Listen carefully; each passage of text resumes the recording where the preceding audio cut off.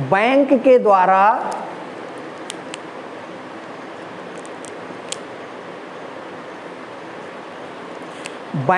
द्वारा ग्राहकों को दिया गया वह ऋण जो 90 दिन तक वापस ना किया गया हो, ऐसे ऋण को हम एनपीए में शामिल करते हैं, या ऐसे ऋण को हम एनपीए कहते हैं। जो ऋण दिया गया ना तो ऋण वापस हो और ना उसकी ब्याज दर वापस हो 90 दिन तक, तो ऐसे ऋण को क्या कहेंगे? एनपीए। ठीक, एनपीए को मुख्य रूप से 3 भागों में बांटा जाता है। सीधे से कह सकते हैं एनपीए को अगर परिभाषित करें, एनपीए मतलब मूलधन प्लस ब्याज दर, मूलधन प्लस ब्याज दोनों न मिल पा रहे हो कितने दिन? 90 दिन।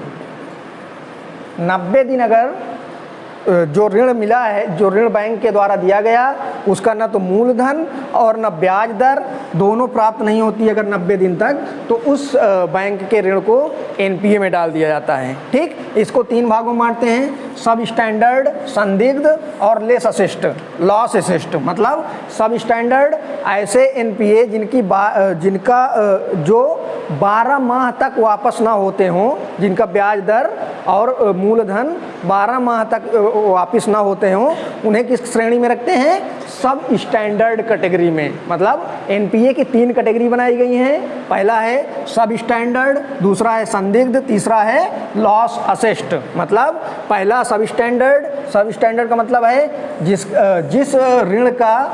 जिस ऋण का मूलधन और ब्याज 12 महीने तक वापस ना होता हो बैंक को, तो उसको रख देते हैं सब स्टैंडर्ड में। ठीक,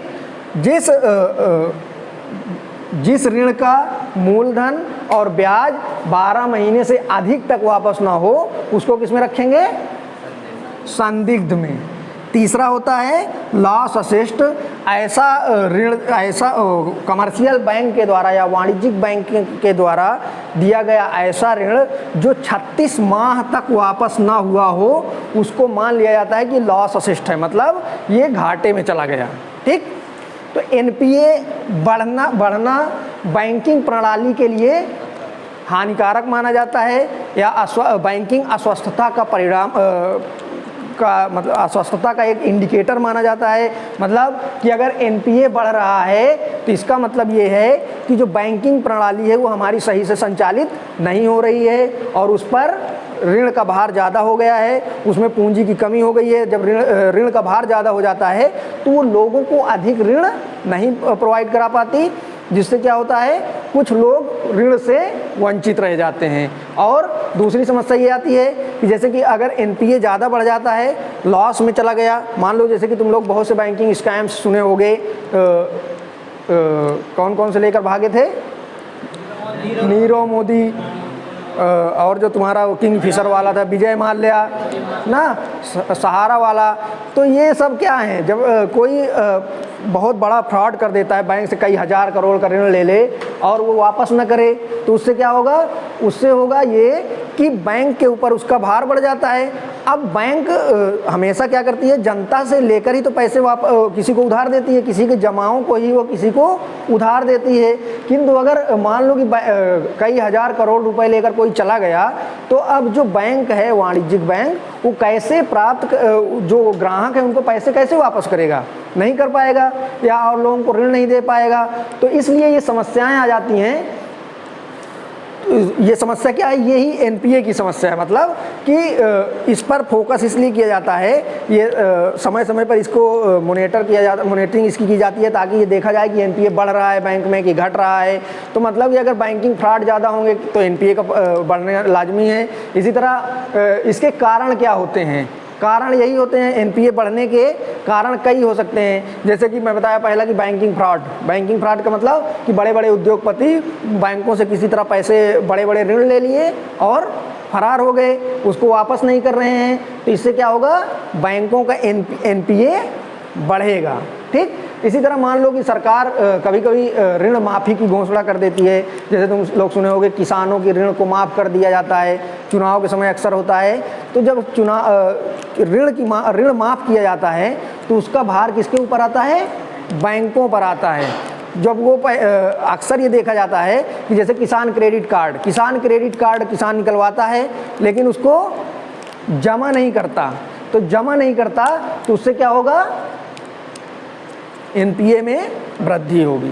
ठीक, इसी तरह लो इकोनॉमिक ग्रोथ, तीसरा ये माना जाता है कि जो लो इकोनॉमिक ग्रोथ, आर्थिक समृद्धि अगर तेज नहीं है या वृद्धि नहीं हो रही है, या कोई ऐसी परिस्थिति आ जाए कि जो इकोनॉमी है वो मंदी की ओर चली जाए, जैसे मान लो कि कोरोना आ गया ना, कोविड आ गया, इसी तरह जैसे डिमोनेटाइजेशन हुआ था तो उसमें क्या हुए? उद्योग बंद हो गए, लघु एवं कुटीर उद्योग बंद हो गए। इसी से कोविड आ गया, बड़ी बड़ी फैक्ट्रियां बंद हो गई।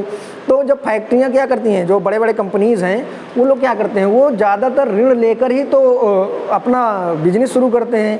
तो जब बिजनेस शुरू करेंगे और बिजनेस में मान लो कि घाटा हो गया या कोई ऐसी परिस्थिति आ गई कि बिजनेस चल ही नहीं पा रहा, तो वो समस्या बनती है एनपीए बढ़ाने के लिए। क्यों? क्योंकि जब उनके पास पैसे ही नहीं आएंगे, उनका माल बिकेगा ही नहीं, तो वो अपना ऋण चुका नहीं पाएंगे। जब ऋण चुका नहीं पाएंगे तो एनपीए में वृद्धि होगी। कुछ लोग जानबूझकर भी करते हैं, कुछ लोग अनजाने में करते हैं। मतलब कि जैसे मान लो कि कुछ किसानों के पास, मान लो किसान का उदाहरण हम लोग लेते हैं कि जैसे क्रेडिट कार्ड ले लिए, ठीक, तो कुछ किसानों के पास तो मजबूरी होती है कि वो क्रेडिट वापस नहीं कर पाते हैं, क्योंकि उनके पास इतनी इनकम नहीं है कि वो क्रेडिट जो लिए हैं वो वापस कर पाएँ, तो उनका ब्याज बढ़ता रहता है। लेकिन बैंक का उससे क्या होता है? एनपीए बढ़ता है। लेकिन कुछ किसान जानबूझकर नहीं जमा करते, उन्हें यह उम्मीद रहती है, मान लो कि जैसे 2024 में चुनाव होने वाला है, तो अब जो किसान लिए होंगे ऋण, वो सोचेंगे कि अरे अब सरकार हो सकता है कि ऋण माफ़ कर दे, तो इस उम्मीद पे वो लोग नहीं जमा करते। तो ये हो गया जानबूझकर। इसी तरह कुछ पूंजीपति भी करते हैं। पूंजीपति मान लो कि उद्योग लगाया, उद्योग नहीं चला, उसका घाटा हो गया, तो वो कहाँ जमा कर पाएगा? नहीं कर पाएगा, तो उससे एनपीए बढ़ेगा। कुछ पूंजीपति जानबूझ के करते हैं कि पैसे लिए और गायब हो गए या जमा नहीं किए, तो उससे एनपीए बढ़ता है। तो इस तरह से एनपीए बढ़ने के कई कारण होते हैं, और एनपीए जब बढ़ता है तो उससे बैंकिंग व्यवस्था चरमरा जाती है। बैंकिंग की जो कैपेसिटी है वो कम हो जाती है, बैंकों के ऊपर भार आ जाता है। या जैसे तुम लोग सुने होंगे, कई अभी हाल में 2-3 बैंक ऐसे हुए थे जिन पर आरबीआई को एक्शन लेना पड़ा था कि इस बैंक में इससे ज़्यादा एक दिन में निकाल नहीं सकते, या ये बैंक इससे ज़्यादा किसी निकासी नहीं कर सकता। आरबीआई प्रतिबंध लगा दिया था। मतलब इसका यही कारण था कि जब एनपीए बढ़ जाता है तो बैंक क्या होते हैं? दिवालिया हो जाते हैं। जैसे अभी तुम लोग सुने होंगे, एक बैंक अमेरिका का एक बैंक दिवालिया हुआ है। एनपीए बढ़ने के कारण में पॉइंट करके डाल दो। एनपीए बढ़ने का कारण कृषि क्षेत्र में अनिश्चितता, पहला पॉइंट डाल दो। कृषि क्षेत्र में अनिश्चितता मतलब कृषि क्षेत्र की अनिश्चितता के कारण किसान जो ऋण लेता है उसको वापस नहीं कर पाता, जिससे बैंकों के ऊपर भार पड़ता है और एनपीए बढ़ता है। इसी तरह दूसरा, औद्योगिक उत्पादन में कमी। जैसे तुम लोगों को बताया मैं कि जब कोई ऐसी सिचुएशन आ जाए कि इकोनॉमिक ग्रोथ कम हो जाए, इकोनॉमिक ग्रोथ कम होने के कारण जो उत्पादन हो रहा है वो बिक न पाए, तो उससे क्या होगा? जो उद्योग लगाया गया है वो घाटे में चला जाएगा। तो जब उद्योग घाटे में चला जाएगा तो क्या होगा? जो ऋण लिया गया है वो वापस नहीं हो पाएगा। ठीक। तीसरा कारण लिख लो, व्यापार में विफलता। मान लो कुछ ऐसी परिस्थितियां आ जाएं कि जो कोई व्यापारी व्यापार कर रहा है ऋण लेकर, और वो ऋण को व्यापार में ऐसी कोई समस्या आ जाए कि उसका व्यापार ही बंद हो जाए, ठप हो जाए, तो क्या करेगा? ऋण नहीं चुका पाता।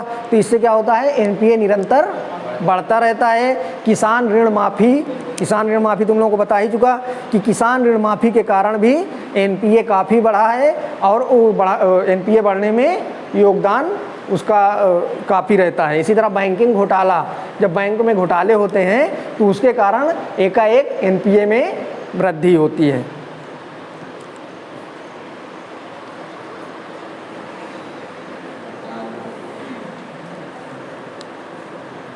एनपीए हेतु सरकार के द्वारा जो कदम उठाए गए हैं,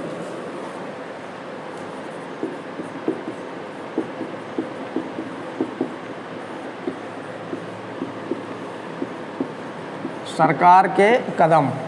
अब एनपीए जैसे मैं बताया कि जो एनपीए होता है वो बैंकिंग सेक्टर के लिए हानिकारक माना जाता है, तो उसके लिए सरकार समय समय पर तमाम प्रकार के प्रयास करती रही है ताकि एनपीए ना बढ़े या एनपीए को किस प्रकार से रोका जा सके ताकि बैंकिंग व्यवस्था को सुदृढ़ बनाया जा सके। ठीक, तो सरकार उसके लिए कई कदम उठाई है। जैसे एक है ये हमेशा बैंकिंग प्रणाली के लिए तो एक प्रकार से हानिकारक माना जाता है, तो एनपीए ना बढ़े या एनपीए में जो समस्याएं आती हैं उससे कैसे निपटा जाए, उसके लिए आरबीआई समय समय पर कानून बनाती रहती है या सरकार भी कुछ संशोधन करती है, कानून बनाती है ताकि जो बैंकिंग फ्रॉड है या बैंकिंग में जो अनियमितताएं हैं उनको दूर किया जा सके। इन्हीं प्रयासों के चलते सरकार या जो बैंकिंग से संबंधित जो नियम बनाए गए उसमें एक सरफेसी एक्ट कब पारित किया गया 2002 में। सरफेसी एक्ट का मतलब था कि जो लोग जानबूझकर बैंक का पैसा वसूल ना करना चाहते, जो लोग जानबूझकर बैंक के ऋण वापस नहीं करते थे उनके लिए ये कानून लाया गया पहली बार कि अगर वो पैसा वापस नहीं कर रहे हैं तो उन पर वैधानिक कार्रवाई की जाए। उसे संबंधित जिस नियम को लाया गया उसका नाम था सरफेसी एक्ट। बाद में उसमें सुधार हुआ, लेकिन शुरुआत कहाँ से हुई? सरफेसी एक्ट से। ठीक, दूसरा था ये DT डेप्ट रिकवरी ट्रिब्यूनल। डेप्ट रिकवरी ट्रिब्यूनल तुम लोग पढ़े हो? ट्रिब्यूनल नहीं पढ़े हो अभी? पार्टी में नहीं पढ़े हो? संविधान में अनुच्छेद 14 क्या कहता, भाग 14 क्या है संविधान का?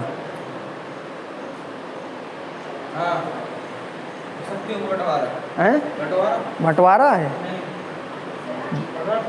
भाग 14 संविधान का भाग 14 प्राधिकरण ना, प्राधिकरण को ही ट्रिब्यूनल कहते हैं। प्राधिकरण को ट्रिब्यूनल कहते हैं। अनुच्छेद भाग 14 है, उसके अनुच्छेद भी हैं, 2-3 अनुच्छेद हैं कि उससे भी क्वेश्चन बनते हैं। तो DTR एक प्रकार का डेप्ट रिकवरी ट्रिब्यूनल। प्राधिकरण क्या होते हैं? एक प्रकार की संस्था होती है, न्यायिक शक्तियाँ उन्हें दी जाती हैं ना। जैसे तुम लोग सुने होगे हरित न्यायिक प्राधिकरण, सुने हो? हरित न्यायिक प्राधिकरण की स्थापना 2010 में की गई थी, किसी पेपर में पूछा है। तो वो पर्यावरण को देखती है। इसी तरह सेबी हो गई, इसी तरह तुम्हारा इरडा पढ़ाया था, इस तरह और सी बहुत सी संस्थाएं हैं। मतलब एक प्रकार का इन्हें न्यायिक शक्तियाँ प्राप्त होती हैं। इसमें जो लोग नियुक्त किए जाते हैं वो एक प्रकार के सुप्रीम कोर्ट के जज रिटायर्ड होते हैं मैक्सिमम, ठीक, या हाई कोर्ट के रिटायर्ड जज। तो एक प्रकार से ट्रिब्यूनल जो होता है, प्राधिकरण जो होता है, उसको कुछ शक्तियाँ दी जाती हैं और वो स्पेशल उन्हीं चीज़ की सुनवाई करेगा जिस लिए उसे बनाया गया है। जैसे हरित प्राधिकरण जो है, राष्ट्रीय हरित प्राधिकरण, वो पर्यावरण के लिए बनाया गया। अगर पर्यावरण से संबंधित कोई मान लो मुद्दा होता है या कोई उसके प्रति मुकदमा चलता है तो उसकी सुनवाई कौन करेगा? हरित प्राधिकरण करेगा। इसी तरह अगर सेबी से संबंधित कोई फ्रॉड होता है, फाइनेंशियल वित्तीय से संबंधित होता है तो उसको कौन देखेगा? सेबी देखती है। इसी तरह बीमा से होगा तो इरडा देखती है। तो इसी तरह ट्रिब्यूनल जो होता है ये एक बैंकिंग के लिए बनाया गया डेप्ट रिकवरी ट्रिब्यूनल। अगर कोई व्यक्ति बैंक से संबंधित ऋण का वापस नहीं करता तो उससे संबंधित जो मुकदमा जाएगा वो कहाँ जाएगा? इसमें जाएगा, हरित डेप्ट रिकवरी ट्रिब्यूनल में। तो एक प्रकार की ये भी एनपीए को कम करने के लिए व्यवस्था बनाई गई। क्यों बनाई गई? ट्रिब्यूनल क्यों बनाए जाते हैं? क्योंकि सुप्रीम कोर्ट एवं हाई कोर्ट के ऊपर वैसे ही इतना ज़्यादा भार रहता है। अगर वो इनको जल्दी निपटाना है मान लो कोई चीज़, तो उसके लिए एक अलग से व्यवस्था की जाती है। जैसे मानव अधिकार आयोग तुम लोग पढ़े होगे ना, मानव अधिकार आयोग में भी वही व्यवस्था है कि वो लोग खुद देखते हैं, हाई कोर्ट उसकी सुनवाई नहीं करता है ना। करेगा, लेकिन मूल अधिकार के अकॉर्डिंग करेगा। और जो मानव अधिकार आयोग होता है वो अलग उसकी सुनवाई करता है। क्यों? उसी को कहते हैं फास्ट ट्रैक अदालत, जैसे तुम लोग सुनते हो, नाम सुनते हो ना, फास्ट ट्रैक अदालत। तो एक प्रकार से ट्रिब्यूनल जो होते हैं वो फास्ट ट्रैक अदालत की तरह होते हैं, जो स्पेशल विषय पर काम करते हैं या सुनवाई करते हैं और उसका तुरंत निपटारा करने का प्रयास करते हैं। ठीक। फिर 4 दिवालिया संहिता संशोधन, ये insolvency and bankruptcy code, insolvency and bankruptcy code 2016, ये बहुत उस समय चर्चा में आया था, क्योंकि उस समय कई घोटाले हुए थे बैंकिंग क्षेत्र में 2016-17-15 के बीच में। तो इन घोटालों को दूर करने के लिए सरकार एक अधिनियम लाई थी जिसका नाम है इंसॉल्वेंसी एंड बैंकरप्सी कोड या दिवाला एवं दिवालिया संहिता। इसमें बाकायदा दिवालापन को परिभाषित किया गया, दिवालिया को परिभाषित किया गया, और इसमें क्या प्रावधान किए गए। जो लोग जैसे जब जानबूझकर ऋण नहीं चुका रहे हैं या बैंक में फ्रॉड कर रहे हैं, उनके लिए सजाओं की व्यवस्था की गई, उनके लिए प्रावधान किया गया कि कितनी सज़ा हो सकती है या उनकी संपत्ति को किस तरह से रिकवर किया जा सकता है, उसके लिए शक्तियाँ दी गई सरकार को। पहले कभी कभी ये होता है कि कानून बन जाता है लेकिन उसमें इतने पेच होते हैं, तो जैसे कि मान लो सरफेसी एक्ट बना तो इसमें कुछ खामियां रह गई होंगी, हो सकता है कि उसमें सज़ा का तो प्रावधान न रहा हो। इसी तरह एक चलाया गया प्रोजेक्ट सशक्त, अभी ये हाल में ही चलाई गई योजना है, तुम लोग देखोगे करंट में 1 साल हो गया होगा, लेकिन बैंकिंग से रिलेटेड ये करंट ही है। ठीक।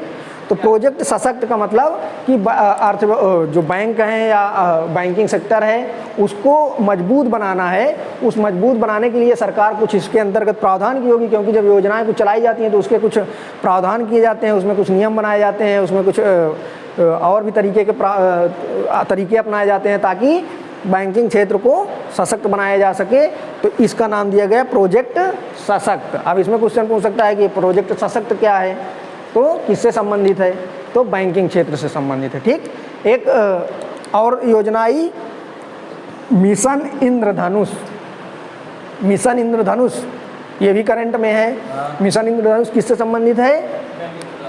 2 योजनाएं हैं मिशन इंद्रधनुष की, 2 योजनाएं चल रही हैं। एक स्वास्थ्य से संबंधित चल रही है, एक दूसरी वाली क्या है, मिशन इंद्रधनुष बैंकिंग क्षेत्र में सुधार से संबंधित योजना है। इसमें 7 प्रावधान ऐसे किए गए हैं जिससे बैंकिंग क्षेत्र में सुधार किया जाए। मतलब मिशन इंद्रधनुष में 7 प्रावधान ऐसे किए गए हैं या 7 नियम, 7 प्रकार के तरीके बताए गए हैं जिससे बैंकिंग क्षेत्र की सेहत में सुधार हो सके। क्यों? क्योंकि जब बैंकिंग फ्रॉड ज़्यादा हुआ तो लोगों का जो विश्वास था वो डगमगाने लगा था धीरे धीरे।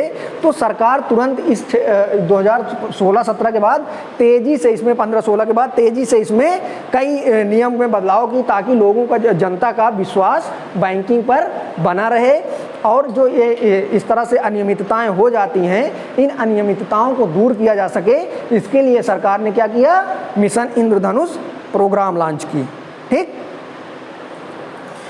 उसके बाद एक होता है PCA। PCA क्या होता है? Prompt corrective action, prompt corrective action, PCA का मतलब प्रॉम्प्ट करेक्टिव एक्शन। ये भी बैंकिंग अनियमितता से जुड़ी हुई एक सरकार का, ये RBI का एक प्रकार का नियम है या एक प्रकार का एक्ट है या उसका एक तरीका है कि किस प्रकार से NPA को कम किया जाए। प्रॉम्प्ट करेक्टिव एक्शन का मतलब होता है कि जब किसी बैंक में अनियमितता हो रही हो और RBI को पता चल जाए, ठीक, तो RBI उस पर डायरेक्ट एक्शन ले सकता है। प्रॉम्प्ट करेक्टिव एक्शन के माध्यम से RBI ये निर्धारित कर सकता है कि जैसे निर्धारित कर सकता है कि मान लो कि अब ये जो वाणिज्यिक बैंक है या कोई स्पेशल बैंक, मान लो जैसे कि कोऑपरेटिव बैंक, अभी 2-3-4 महीने पहले एक खबर आई थी कि एक जो अर्बन कोऑपरेटिव बैंक था उससे सरकार ने पैसे निकालने, RBI ने पैसे निकालने पर उस पर प्रतिबंध लगा दिया था कि इससे ज़्यादा अब आप एक दिन में पैसे नहीं निकाल सकते। तो इसका मतलब ये कि RBI अपने डायरेक्ट एक्शन के माध्यम से या प्रॉम्प्ट करेक्टिव एक्शन के माध्यम से बैंकों पर प्रतिबंध लगा सकती है, उसे कहते हैं प्रॉम्प्ट करेक्टिव एक्शन। ठीक, तो ये हो गए NPA क्या है, एनपीए के क्या कारण हैं, एनपीए क्यों बढ़ता है, एनपीए बढ़ने के क्या कारण हैं और उसका क्या नुकसान है, एनपीए बढ़ने से किस प्रकार से बैंकिंग प्रभावित होती है, और सरकार ने एनपीए रोकने के लिए कौन कौन से कदम उठाए हैं। अब इन कदम में सब हो गया, सरफेसी एक्ट, दिवालिया एवं दिवालिया संहिता एक्ट, DRT 4R प्रोजेक्ट सशक्त, मिशन इंद्रधनुष, PCA।